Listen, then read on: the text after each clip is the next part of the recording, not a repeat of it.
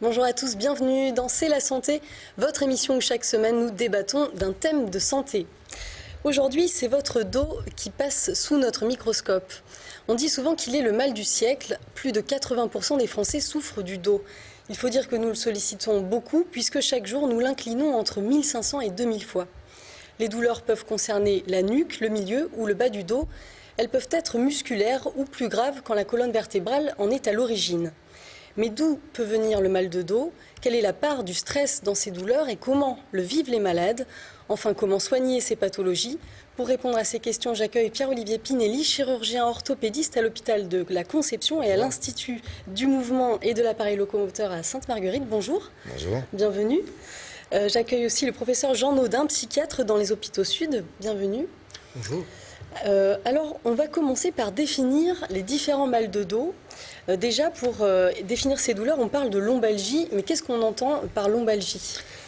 Alors, la lombalgie, on va dire comme son nom l'indique, est une douleur qui siège dans les lombes, dans la partie toute basse du dos. C'est une région qui intéresse donc les vertèbres lombaires.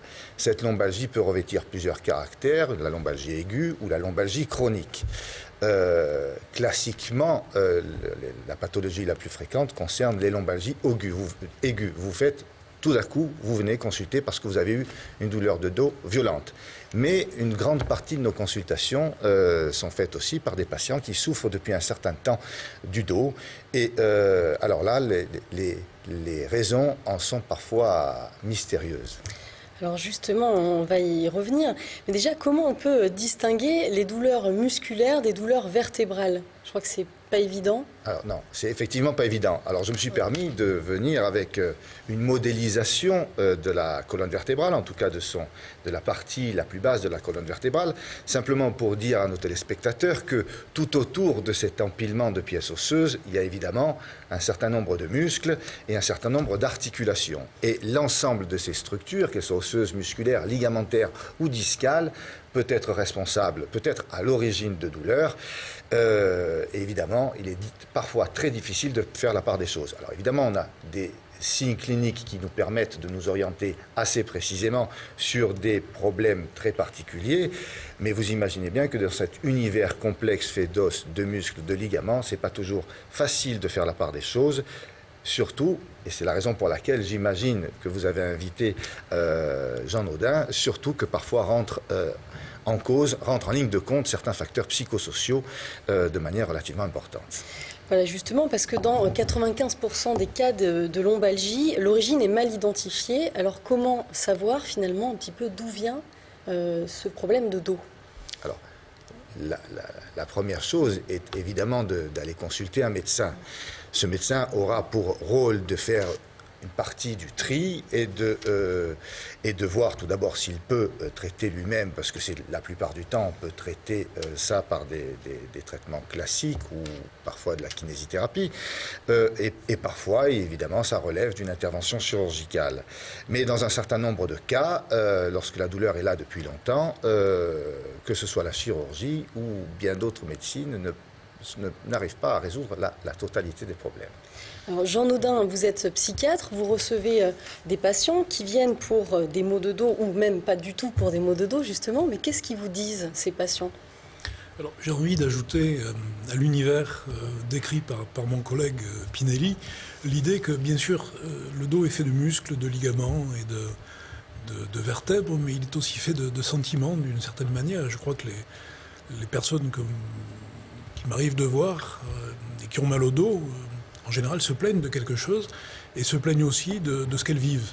C'est plus un mal de vivre, quelque chose qui est lié au stress, au mal-être et qui a du mal à être nommé. Et je crois que c'est pour ça que Et justement, qu'est-ce qu'ils vous disent dos. alors, ces patients, quand ils arrivent? Quels sont leurs mots à eux? La plupart du temps, ils le disent tout seuls. Ils disent quelque chose. Il y a toujours un moment où ils disent qu'ils en ont plein le dos, par exemple. Ou que la responsabilité est difficile à endosser. Mais en fait, ils ne s'aperçoivent pas de ce qu'ils disent. Ils le disent sans l'entendre. Et mon travail, quelque part, c'est de leur faire entendre ce qu'ils viennent de dire. Alors, un mal de dos peut affecter donc les os de la colonne vertébrale, les vertèbres qui aident donc à supporter notre poids, les articulations, les disques, mais aussi les muscles et les ligaments. Mais comment établir un diagnostic justement quand le patient vient pour un problème de dos? Alors vous l'avez dit,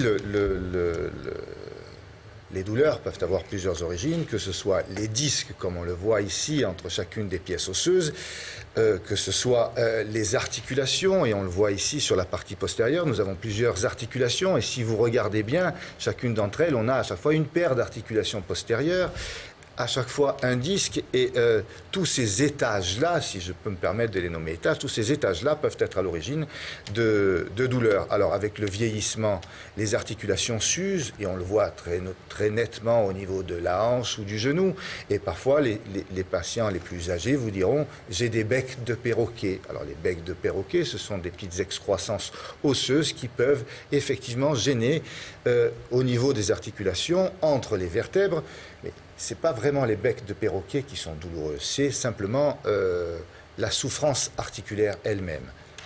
Alors parfois les malades, justement, Jean Naudin, ont mal au dos, mais c'est des douleurs qui ne sont pas forcément physiques, ou en tout cas visibles, et d'où l'importance donc d'en parler.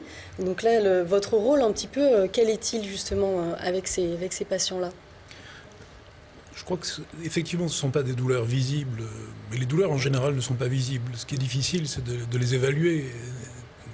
Et je crois que ce que l'on peut repérer, d'abord, c'est une plainte. Que notre travail, c'est d'écouter une plainte et de comprendre que cette plainte, en général, s'inscrit dans une histoire. Et la personne, spontanément, qui parle de son mal au dos, forcément raconte une histoire. Et cette histoire est déjà souvent pleine de sens, lourde de sens. Et une fois qu'on a commencé à parler, le mal de dos n'est souvent plus au premier plan. Et ce qui est au premier plan, ce sont les causes du stress, l'inquiétude, l'anxiété, l'anticipation de quelque chose, d'un problème. Enfin, tout ce qui fait l'ordinaire de la vie du psychiatre. Parce que quel est le point commun de tous ces mots? Je crois que c'est des mots qui peuvent durer parfois plusieurs années et qui peuvent avoir une incidence très importante sur le quotidien des malades finalement. Ça, c'est des choses que vous retrouvez, vous, quand les patients viennent vous consulter? Effectivement, au bout d'un certain temps, il est évident qu'une douleur qui s'installe dans la durée finit par avoir un retentissement psychologique. Et surtout, même au niveau professionnel, peut empêcher une reprise normale de ses activités professionnelles et peut même parfois entraîner un reclassement professionnel qui n'est pas toujours facile. Alors avant de continuer, je vous propose de regarder ce reportage. En cas de problème de dos et en fonction d'un bilan clinique et fonctionnel pour chaque patient, le médecin peut prescrire des séances de kinésithérapie. Le but est de renforcer notamment la ceinture lombaire. Mais comment se passe une séance de rééducation? Nous nous sommes rendus au centre Phocéa dans le 9e arrondissement de Marseille. Regardez. Le but, après, ça va être monté à 100% et au fur et à mesure, on va modifier, on va faire plus dur. Fabienne vient 3 fois par semaine chez son kinésithérapeute. Atteinte d'une spondylarthrite ankylosante, une maladie inflammatoire chronique qui touche le rachis et les articulations, elle doit effectuer des exercices tous les jours. Dans cette maladie, les douleurs lombaires sont fréquentes. J'ai des douleurs sur tout le rachis, c'est-à-dire cervical, épaules et bassin. Et nous sommes passés aujourd'hui à cet exercice afin de rééquilibrer l'intégralité du corps, d'essayer de muscler en harmonie tout le corps en même temps et de trouver surtout un recentrage, un équilibrage. Voilà, parce que je perds la stabilité. Aujourd'hui, l'utilisation de cet appareil vient en complément de son traitement. L'optique de la machine, c'est un petit peu de reprogrammer le corps dans son ensemble.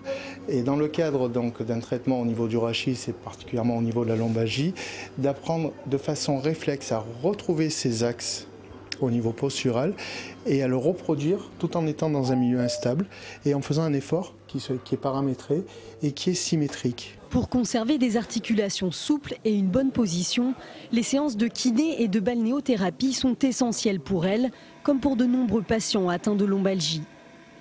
Pour ce type de douleur, les kinésithérapeutes préconisent notamment des exercices de pédalage avec les lombaires bien verrouillés pour faire travailler les abdominaux. L'objectif de la kinésithérapie dans un premier temps, c'est d'être antalgique avec toutes les techniques de massage, de balnéothérapie, puis c'est rapidement aller dans le sens de l'activité sportive, peut-être pas sportive mais physique en tout cas, et puis progressivement reprendre des activités professionnelles le plus rapidement possible. Tu te mets plus droite, voilà, tu verrouilles bien ton bassin et tu montes ton genou droit vers la poitrine. Pour traiter les lombalgies, les médecins recommandent aux patients de ne pas rester immobiles chez eux sous peine d'aggraver leur douleur. La kinésithérapie leur permet, chacun à leur rythme, de remarcher, prendre leur voiture, jusqu'à retrouver une activité sportive et professionnelle la plus normale possible.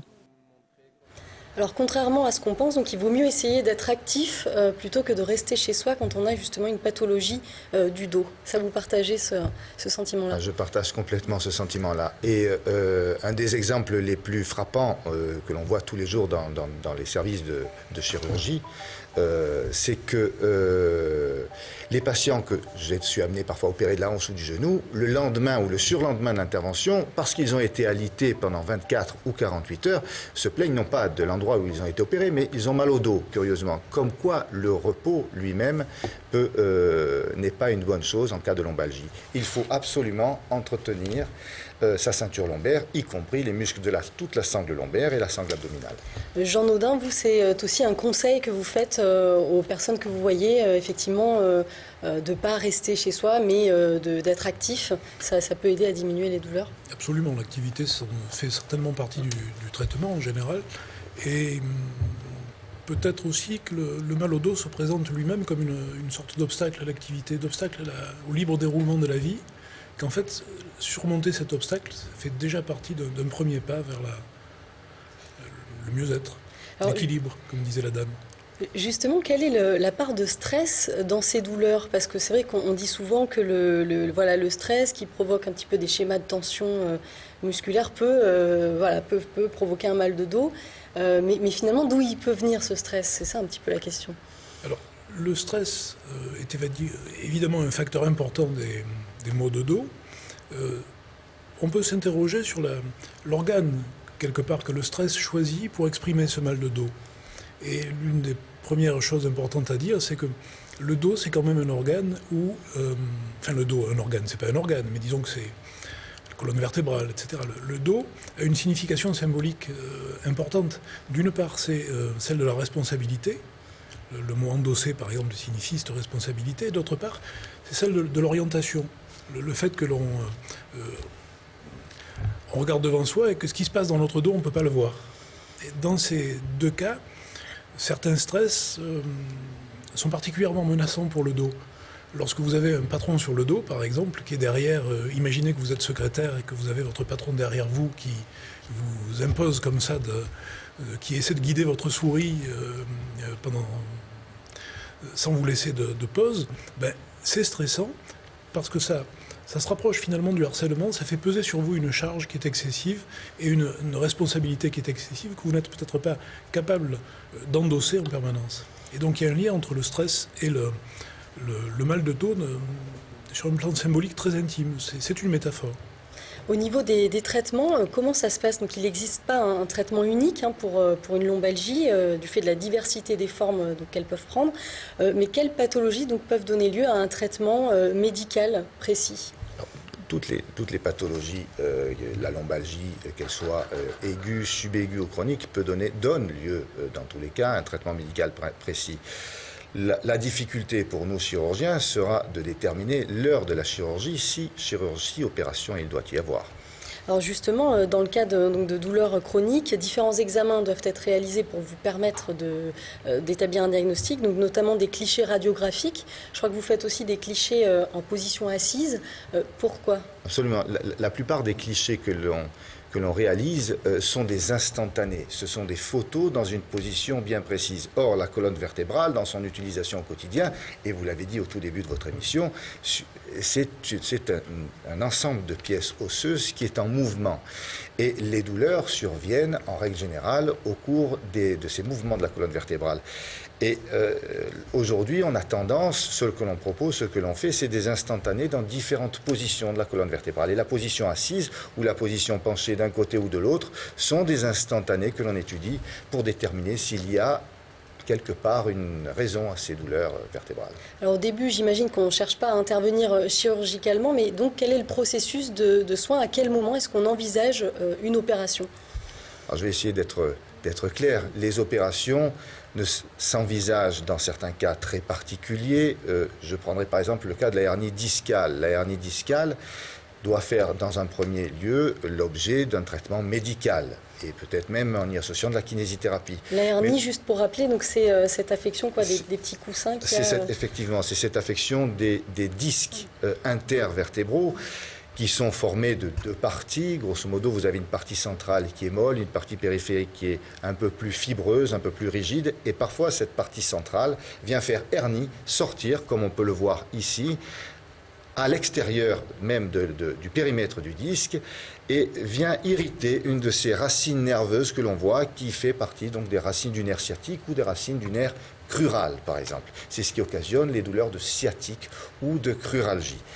La hernie discale, lorsqu'elle donne une symptomatologie très importante, une douleur que l'on n'arrive pas à calmer, ou bien un retentissement moteur, c'est-à-dire une paralysie ou une faiblesse brutale dans les muscles de la jambe, peut donner lieu effectivement à une intervention chirurgicale, car la racine nerveuse est comprimée, il faut absolument lever en urgence cette compression.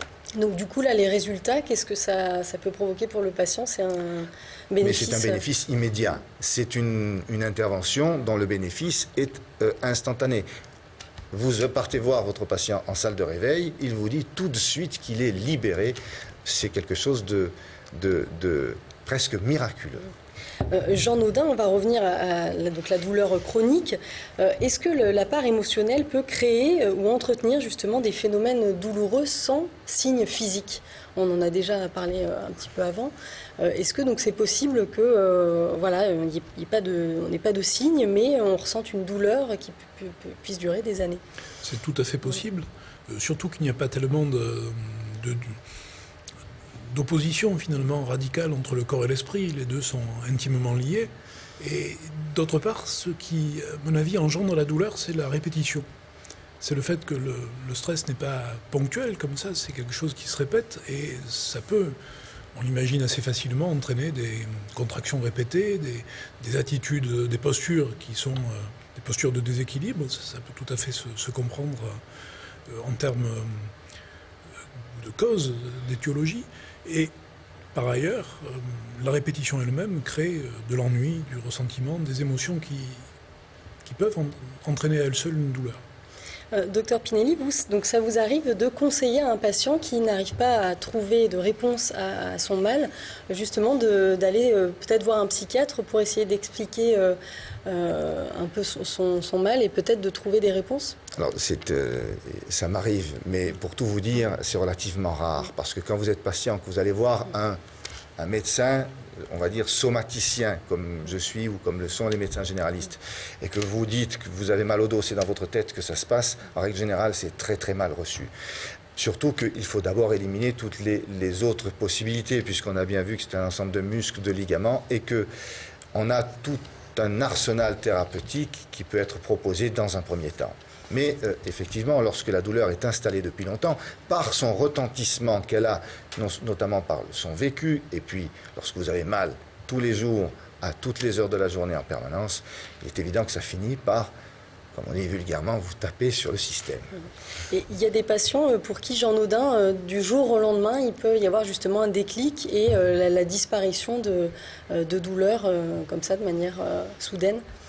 Alors, ça peut tout à fait arriver. En général, c'est souvent à un moment où on ne l'avait pas prévu, et c'est souvent décalé un petit peu plus tard, sans qu'on s'en aperçoive. En fait, on s'en aperçoit surtout quand ça disparaît, et à ce moment-là, au moment où la douleur disparaît, au moment où on ressent une sorte de manque, Et on s'aperçoit on se demande mais pourquoi j'ai supporté ça si longtemps. Par rapport à la question de l'indication, j'ai juste un petit mot à dire. Moi, j'ai jamais vu un patient qui me soit adressé par un médecin somaticien avec l'idée que le stress aurait provoqué la douleur, qui revienne me voir après m'avoir vu une fois. Je crois que ça ne fonctionne pas. L'indication, en général, n'est pas bonne parce que la personne a l'impression qu'on lui dit qu'elle n'a rien. Alors que la douleur en elle-même, par essence, c'est physique. Et même lorsque vous avez une dépression, vous souffrez physiquement. Mais comment justement arriver à se convaincre soi-même à ce moment-là qu'il y a peut-être quelque chose à aller chercher plus profondément qui n'est pas forcément dû à un problème donc, physique? On peut aussi venir voir un psychiatre ou un psychothérapeute simplement parce qu'on en a marre et que le fait d'avoir mal au dos déjà en soi est un problème et une souffrance morale. Et la plupart des personnes que j'ai vues qui avaient mal au dos venaient me voir simplement parce qu'elles en avaient marre d'avoir mal au dos. Et puis après, on en parle et le sens dérive et on peut sortir de cette situation qui est au départ souvent un peu fermée. Pierre-Olivier Pinelli, en cas de déformation de la colonne vertébrale, qu'est-ce que vous préconisez comme traitement? Alors, parmi les déformations de la colonne vertébrale, il faut en voir deux types. Le premier type concerne l'enfance et l'adolescence surtout, c'est ce que l'on appelle les scolioses, ces dos déformés avec ce qu'on a appelé autrefois les patients qui étaient, on va dire, un petit peu bossus. Dans ce cas-là, évidemment, il faut suivre ces patients parce qu'une scoliose, ça n'est pas forcément douloureux. Et il faut être extrêmement vigilant pendant l'adolescence. L'autre cas de déformation, ce sont les déformations de la colonne vertébrale que l'on observe chez les sujets âgés parce qu'avec le vieillissement, les tissus commencent à s'affaiblir et les moyens d'union entre les vertèbres finissent parfois par lâcher. Et c'est dans ces situations-là où les moyens d'union lâchent, les ligaments lâchent, les disques lâchent, qu'il peut être nécessaire de réaliser une intervention chirurgicale dont l'objectif est de remplacer ces moyens d'union et de fixer deux vertèbres qui commencent à trop se déplacer l'une par rapport à l'autre.